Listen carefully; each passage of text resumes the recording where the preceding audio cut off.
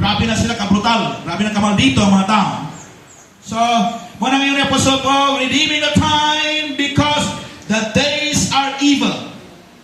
The days are evil. The time that people will be evil. Grabe na kadautan ng mga tao. Lawlessness. Ang kanang grabe na kaayo ka mga tao na di na musunod sa balaod. Ambot na itong kaduha man ko nagdaboy nagsunod pag yun criminality ba?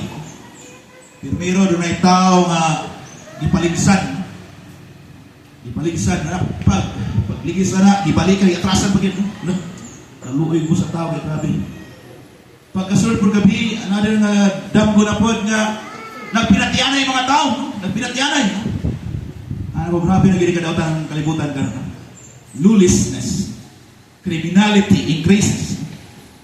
So muna yung song, the days are evil. Ingon ni Apostle Paul, the days are evil. So, kinahanglan ta mo evangelize because the days are evil. Grabe na kadautan ang kalibutan. Imo ba na namatikan ni song? No? Kaguliyang. Hallelujah. Wala ka ba kabantay nga ang mga tao karon? Wala na, no? Abot lang, kung nakabitang nakita ito nga diasakwan ba? I-post mo ito nga naay tricycle driver, no? Ang tricycle driver, ibunalan, no? Ibunalan sa mga batanon, no? Grabe, luyan ang tricycle driver, ibunalan sa mga batanon. So, na ba? Grabe na yung kadautan, no? So, muna nga kaguliyang, muna nga Apostle Paul, na kinahanglan ato nga i-redeem or luwason ato ang kapanahonan.